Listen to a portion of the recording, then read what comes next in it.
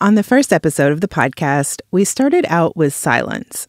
In that instance, it was to illustrate how different a traditional, unprogrammed, silent meeting was compared to that of a more boisterous branch of Friends, evangelical Kenyan Quakers. Today, it's in preparation to discuss Jon's calling and the vision of this organization. This is also the way we begin many of our meetings here at Thee Quaker Project. Yeah, do you think we could have like a little bit of worship to get us started? Sure. Great.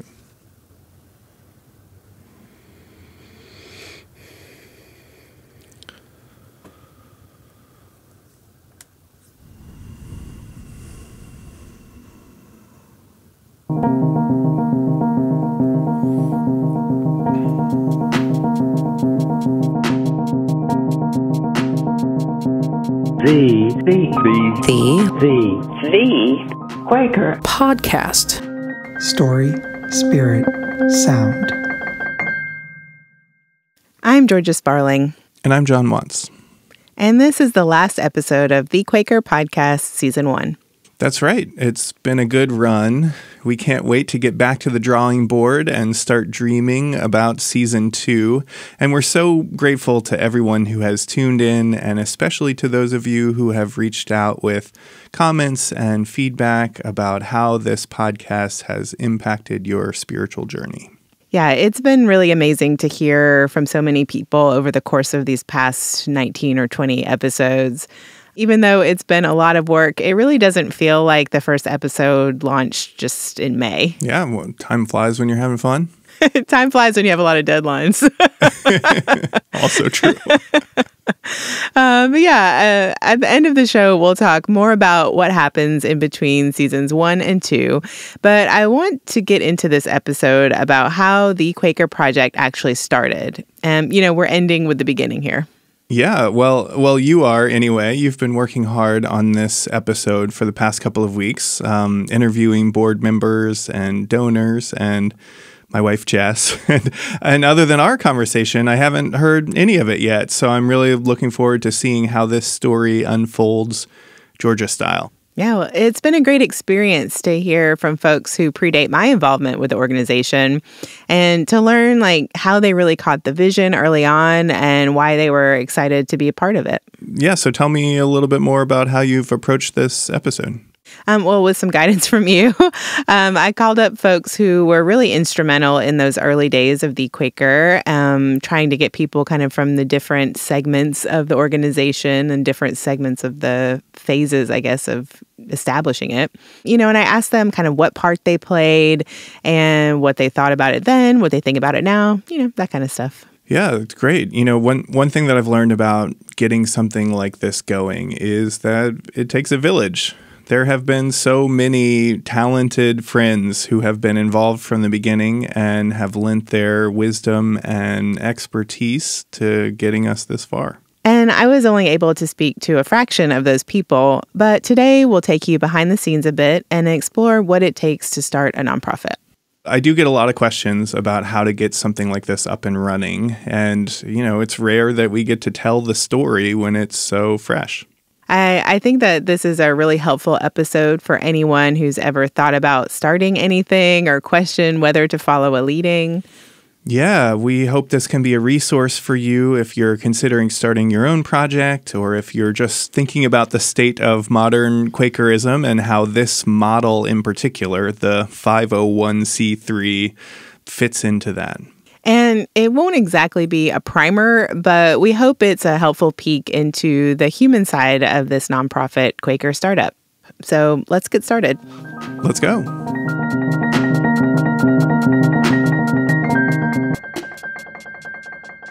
Working for a startup is intimidating. It really is not for the faint of heart. On the one hand, you get to start on the ground floor and help shape new systems. On the other hand, there are no systems. Everyone is on a steep learning curve. Everyone is doing things that are outside of their strengths or their comfort areas. It's frustrating to feel out of your depth all the time. If you're not going to quit immediately, there's one thing you unequivocally need: vision. So my name is Holly Baldwin. I'm a spiritual director or spiritual companion My connection with the Quaker Project is I am the clerk of the board and one of the founding board members. And that's where we're going to start today, with vision. To get a startup off the ground, it's got to start with an idea, one that captivates people's imaginations and answers a clear need. Jon called me up, said he had a project he wanted to talk to me about, and shared his ideas and his enthusiasm. And he talked about storytelling, and that really connected with me a lot because I love storytelling. I was raised by two storytellers, just reaches me in a deep place. But the other thing that really grabbed me about the project is I'm the kind of Quaker that orients to experiments and new things. So I really resonate with the passage from Isaiah. Look, I'm doing a new thing. Can't you see it? I'm making a way in the desert. And I don't mean to call traditional Quaker spaces a desert, but I'm the kind of person that always hungers for, what if we could go a little bit deeper? What if we could awaken a stronger sense of the spirit in each other? And what would happen if we listened for how the spirit was moving among us, and especially in Quaker spaces. And the way Jon described, this project, it sounded to me like an experiment that might help Quakers think differently about how we do Quakerism. We're living through some really challenging times and some really tumultuous times, and lots of Quakers and other people listening to this are probably asking themselves, what does the world need from me right now? What does the world need from Quakers right now? That, of course, is Jon Watts, who you already know, but he's stepping out of his hosting role here to answer some questions about why he started the Quaker Project.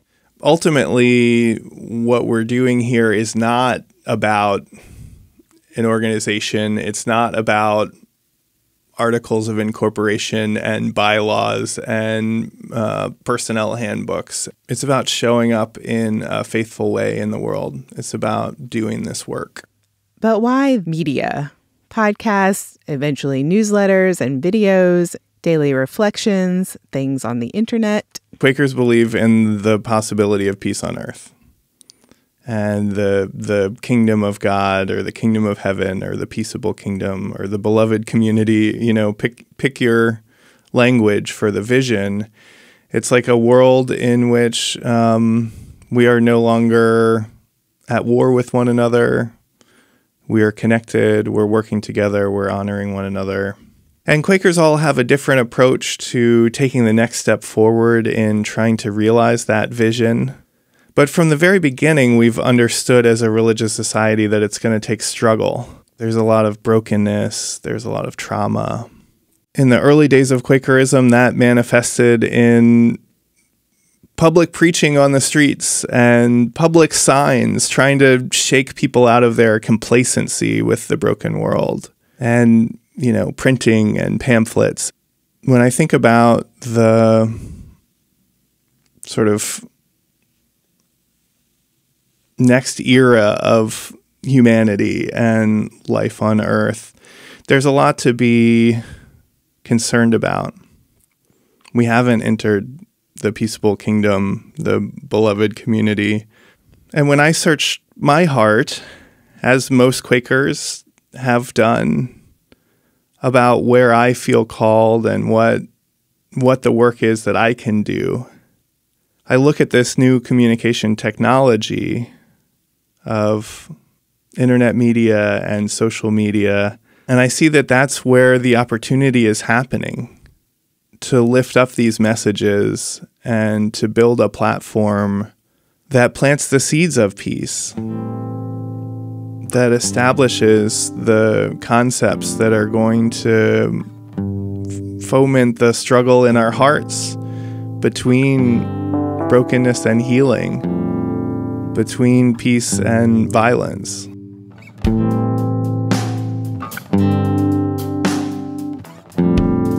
Jon spent years working on a Quaker video project. Many of you know it. It's called QuakerSpeak. And during that time, he started to get restless. He loved sitting with others and asking them searching spiritual questions, and then creating these videos that could ignite discussion and faith-filled responses with thousands of people he might never even meet in person. And I imagined what it would look like to have a whole ecosystem of projects that are all grounded in this idea of courageous faithfulness, of internet media as ministry. What does a bigger vision for this look like? Oh, God, I was stoked. That's Hannah Mayer, our operations coordinator and also a longtime friend of Jon's. And I was similarly stoked about QuakerSpeak because it just felt like such a clear and present need in the Religious Society of Friends. And it was exactly the same feeling with the Quaker Project. Like, yes, there is a need, and what you're talking about is going to fill that need really beautifully. Starting something new has a very real impact for everyone within the orbit of the organization.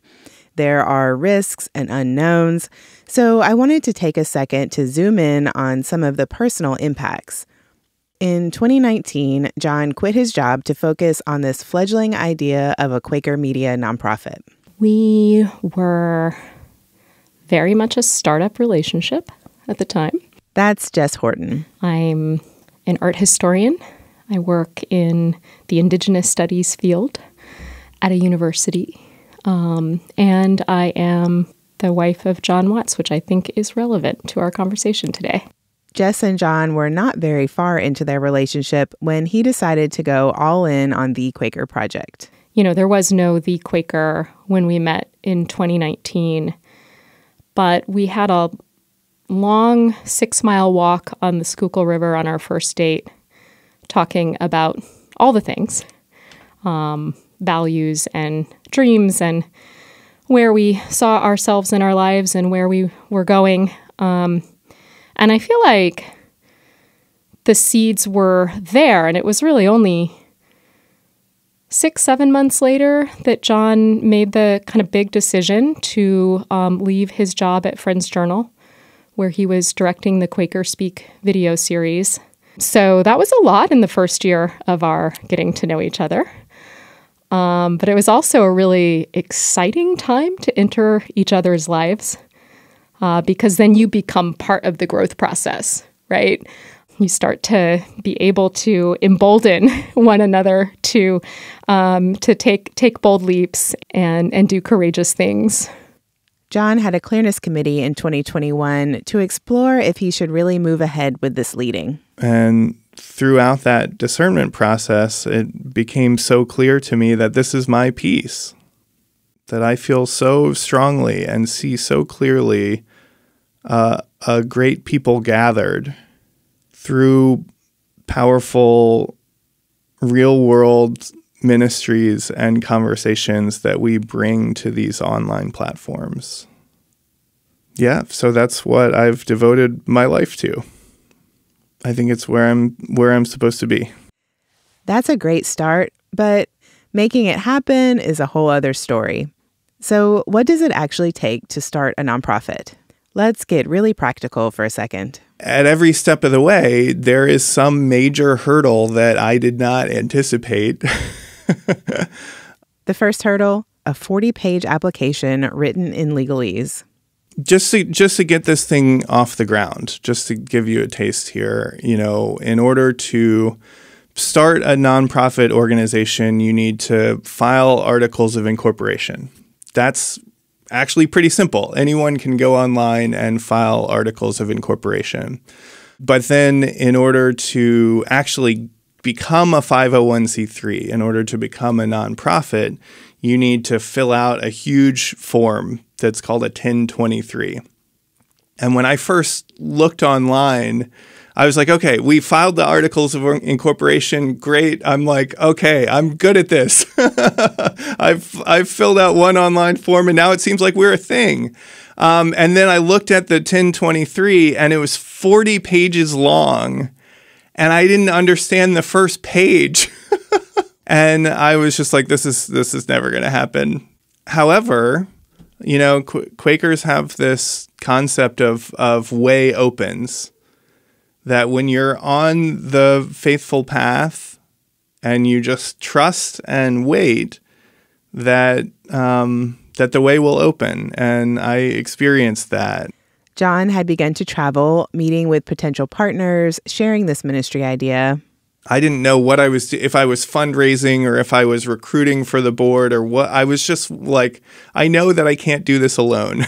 I was at a meeting just sort of sharing about the idea, and someone came forward and said, I probably can't give a lot to your fundraising campaign, but I am a nonprofit tax attorney and I'll file all your paperwork for you. And I cried. But actually getting 501c3 status requires donations. And to get a pledge of donations, one needs 501c3 status. This is the definition of a catch-22. Jon was able to get a grant with the understanding that he had 4 months to solidify the organization's nonprofit status. And so we really quickly applied for the 1023, and they said, okay, great, it's going to be 8 to 12 months before we give you your 501c3. So it was like, well, we're going to lose the grant and the 501c3 status. But surprisingly, it didn't take 8 months or even 8 weeks. It took 30 days. If you've ever encountered the U.S. federal government, you know how remarkable that is. It's been a journey of faith and grace and small miracles at every corner.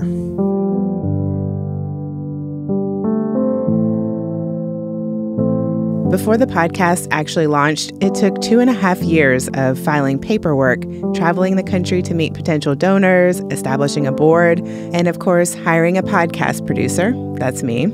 Those 2.5 years were challenging for me because it was so plodding, I was talking about this big vision for what the future of Quakerism could look like, and not just the future of Quakerism, but the future of the human species.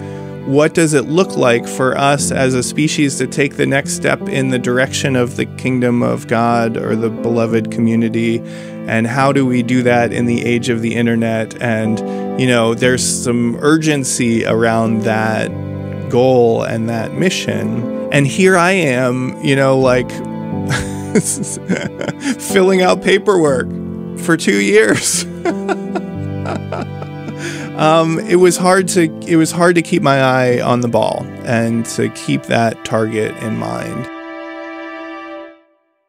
So Jon has established the organization, but he hasn't really gotten to the hard part yet. After the break, what happens when you start a nonprofit with no nonprofit experience?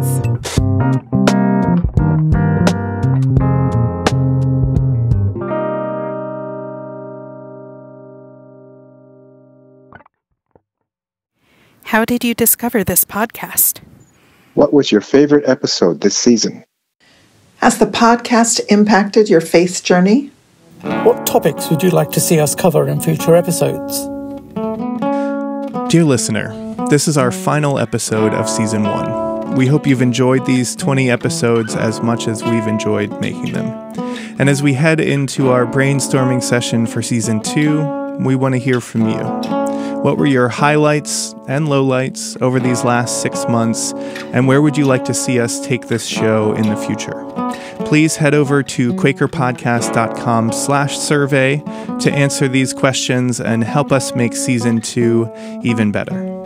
And quick reminder, we're about to send out a thank you gift to anyone who supported us in Season 1, and it's not too late. If you visit QuakerPodcast.com and click support, it will take you to our Patreon, where you can still sign up for a monthly donation and get a thank you gift in the mail. Georgia and Hannah have been working hard on it, and just a hint, it can carry your groceries, and it's got artwork from the Naylor episode on it.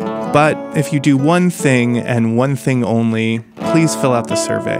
It really would mean so much for us to hear from you. QuakerPodcast.com/survey, or you can just go to the site and you'll see a button. And we'll also put that link in the show notes. Thanks so much. Welcome back. Before the break, Jon had followed his leading to start Thee Quaker Project. And then he'd gotten tangled up in a whole bunch of red tape, survived, and now he's the official founder of a government-recognized nonprofit. But it has almost no money. So, do you remember how you first met Jon? I do. That's Arthur Larrabee. He and Jon are part of the same meeting, Central Philadelphia, and he appeared in a few of Jon's QuakerSpeak videos. The first personal encounter that I had with Jon was when I was General Secretary of Philadelphia Yearly Meeting. And I was under some pressure as General Secretary. During a break, Jon, whom I didn't know that well, came up the side steps of the facing benches and gave me this incredibly wonderful hug. And so I remember Jon just sensing the pressure that I was under and offering the solace of a personal connection. And that endeared me then and continues to endear me to Jon. In late summer of 2021, Jon and Arthur met up on a Philadelphia park bench for one of Jon's first asks, which is nonprofit speak for a fundraising meeting. They were outside because COVID. It was then that Jon told me about Thee Quaker Project. I didn't like the name very much. Arthur may not have liked the name, but he did like Jon's vision. I kind of suspected that Jon was wanting to ask me for money, but hadn't gotten to it quite yet. I say that in a very sweet way. I mean, he handled it very well. And I remember saying something like, "Well, Jon, I suppose you're going to need some money."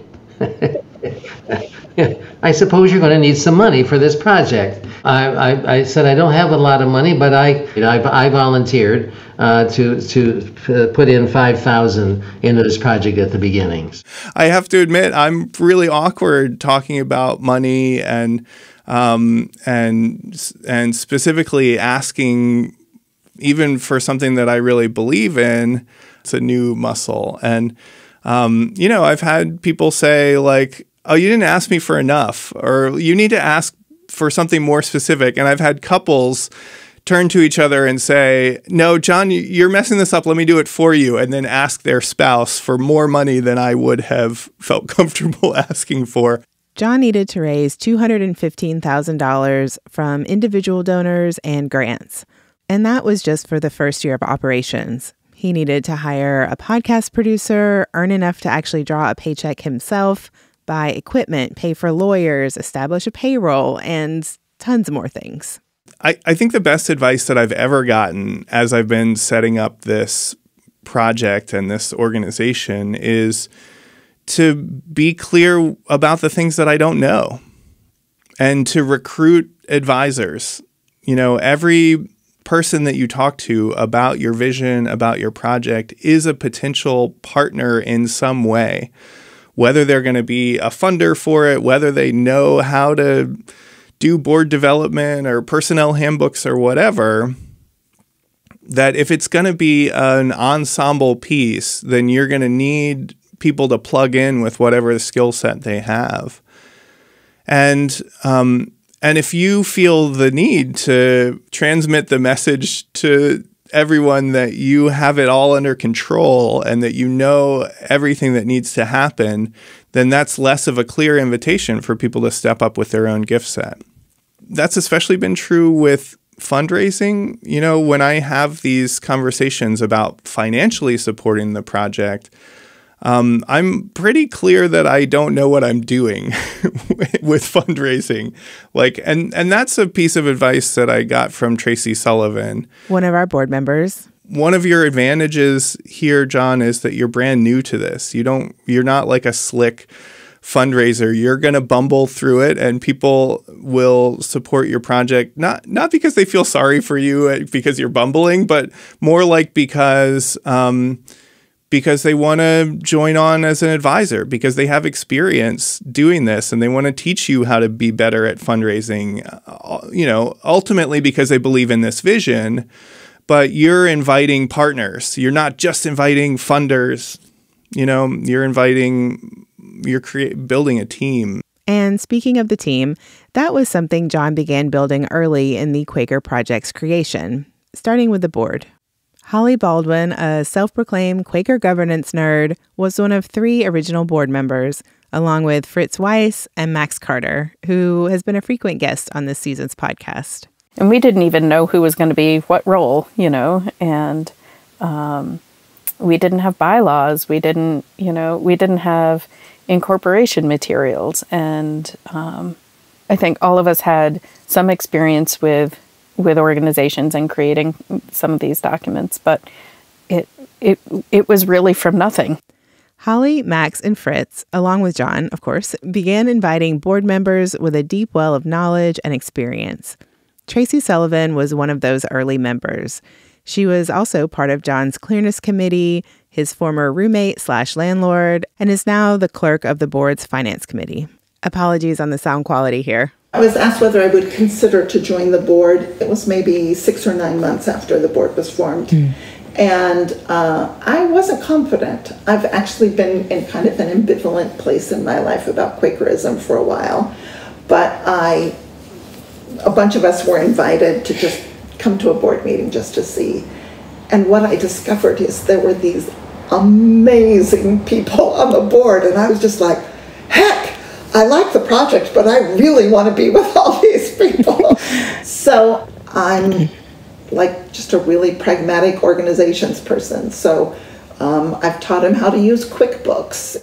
We've talked about personnel issues and what kind of administrative systems he need, and it's just been fun to talk.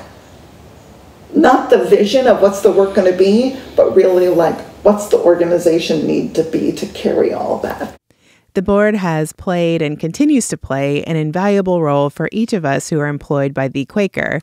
But even so, as the founder, Jon has needed to make a lot of decisions, big and small, including the name.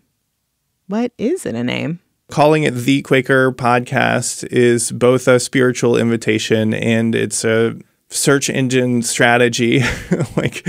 You want the low-hanging fruit for new listeners is people who Googled Quaker Podcast. In terms of our spiritual grounding and the invitation of our name, Quakers initially used the second person thee as a rebellion against social and spiritual hierarchy. You were supposed to call everyone who was above you, you. That was the honorific term.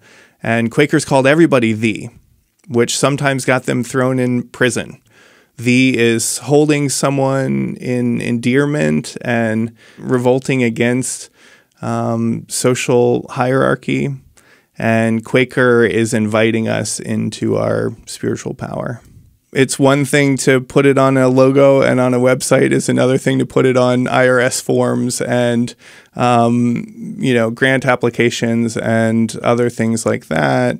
And we're sort of still feeling it out. Part of the inspiration for this episode was a show by Gimlet Media called Startup. It chronicled the founder's journey of establishing a new podcast company. And I remember hating the name Gimlet Media. I thought it was dumb. But over time, the more they said the name and the more they contextualized the name, the more it was imbued with their philosophy of making media, and the more I associated it with something that I really liked. So that's just what happens with a name. The name itself doesn't stand alone until you start associating it with the work. And so our goal has been to take that name and make it mean something. While it was vitally important to lay a solid foundation for the organization, there was pressure to get the podcast out into the world. Here's Tracy again from a conversation that we had back in July. I was getting a little nervous about how much time we were spending building the organization, and I was like, Jon, those donors need to see a product. We need to actually start producing. When the podcast launched in May of 2023, I was excited. I was relieved. I was so happy to be over this period of talking about it and not getting to do it yet. And at the same time, I was about to get married. I was about to spend an entire summer of travel. So I was also, even from the very beginning of the podcast, I think I showed up at the starting line already feeling thin and overwhelmed and a little burnt out and having taken on too much and too many new things. And I didn't even know how to make a podcast yet.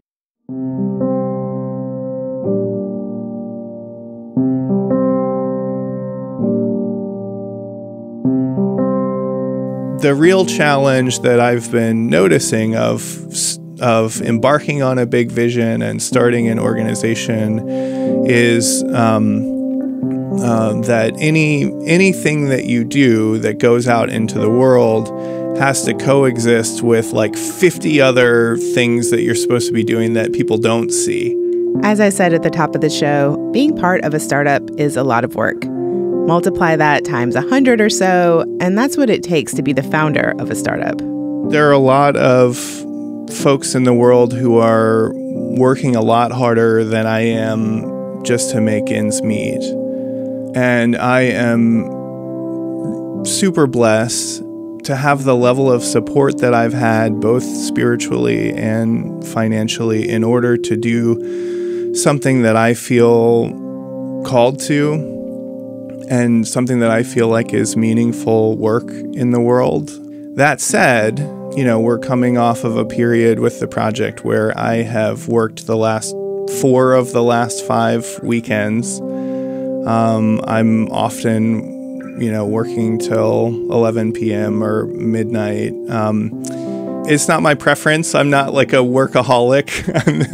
It's not, I don't love working long hours like this. But I really deeply believe in getting this thing off the ground, and that there's going to be a more messy first period of it where we just have to do what needs to get done. And we can think about systems long term for having more balance in our lives. And personally, I really look forward to a period of the organization where I have more balance in my life. But yeah, the past 3 years have been mostly devoted to trying to get this thing up and running. And it's been really rewarding, and it's been the hardest thing that I've ever done in my life. Jon's partner, Jess, said she would certainly love for him to have his weekends back, but she also remembers listening to the first episode of the podcast and finally seeing or hearing part of Jon's vision come to fruition. I remember how exciting it was. I had no idea what you all were doing in that first episode. Jon was always like really in the bigger values of the organization was what he wanted to talk about. So I really had no idea what to expect that you had been working so hard on and that Jon had been working so hard on until I actually like plugged in my earbuds and listened to the first episode of the podcast. And I was like, wait, I'm in Africa? I'm in, I'm in Kenya.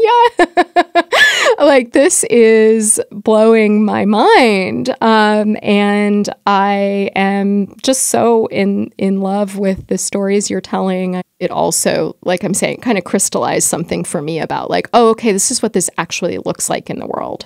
And these are the, I loved the moment when I heard all the different voices saying thee. And it was like, I don't know, it made me kind of teary. Like, yeah, it's the collective of all of these voices. So now we're officially 20 episodes in, wrapping up our first season. And really, it's only page 1 for this organization. We still have a lot to explore and a lot to learn. Here's Hannah. I think I knew that I was going to be doing a whole lot of different things and wearing lots of hats when I came on, and I was excited about that. And I was also excited about learning new stuff. I was a little pie in the sky about learning new stuff. I sort of forgot that when most of what I'm doing is learning new stuff, that can be hard. So the learning curve has been a little steep for me. Another element of being a startup is that we don't have all of our ducks in a row. And the fact that we're a startup makes that okay. And everybody knows that we're a startup. And so it's cool that we don't have it all figured out. But, oh man, I really, really like to have it all figured out and to look like I have it all figured out. I co-sign that. If you could only see me attempt to design the weekly social media post, well, it is not pretty. Not to mention trying to navigate and understand the complexity that is Quakerism and to tell Quaker stories in a true and compelling way week after week. But it has been really encouraging for me to see how well supported the Quaker Project is. It feels like other people, from listeners to board members, are truly invested in this organization. God is doing a new thing through us, and I think the lived reminder that we are the agents of God's desire for change and love and transformation in the world. And if we can listen well for those invitations and bravely and boldly follow, collecting friends around us to help us realize that vision, that's as faithful as we can be. And it's a reminder that we have that capacity and, I don't know, maybe even also that mandate to do that. And I want to remember Jon's faithfulness and boldness. Someday I will no longer be directly involved with Thee Quaker, but I want to always carry that that reminder that when we act faithfully, we can create God's vision for the world. As the Quaker Project grows, there is a commitment to creating a healthy ecosystem where artists and creators feel free and empowered to live into their calling. I'm imagining a period of ongoing, thoughtful, hopefully sustainable growth for the organization. New creative voices to shape new pieces, new projects alongside the amazing podcast you've launched. This is just me speaking personally about Jon. Like, I'd like to see him doing more of the specific work he feels called to and having a team of people who are skilled in different areas that kind of balance each other out so that it's an organization where like people are living fulfilling lives and the creative work they're doing within the organization is feeling like meaningful work they're called to do, but also balanced with like a joyful life, right? So yeah, I think that's a model of, I feel like the word sustainability is very apt for that vision.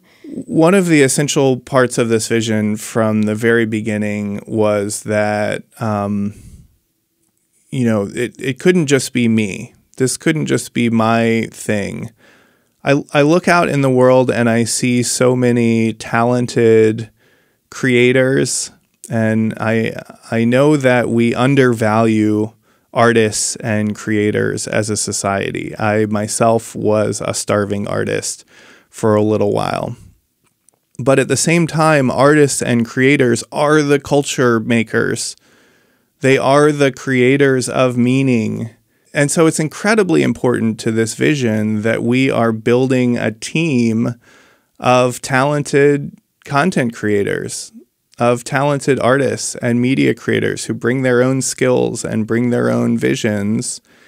And so we are so lucky to have you, Georgia, working on this project and lending your talent and vision to it.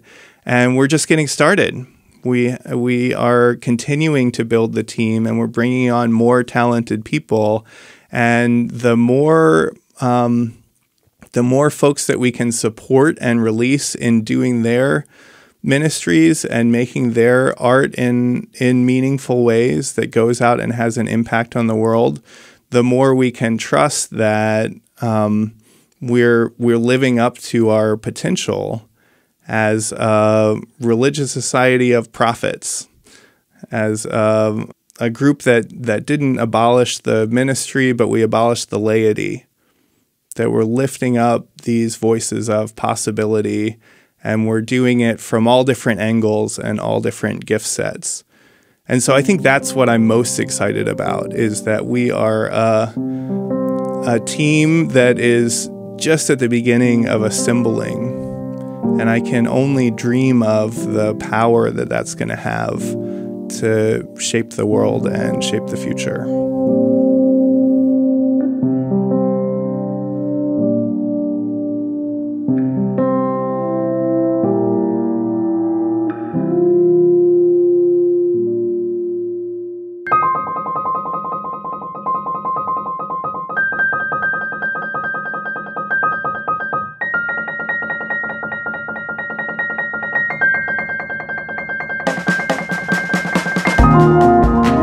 So much for listening to Season 1 of the Quaker Podcast. We are truly just so thankful that so many of you have spent your time listening to this new venture.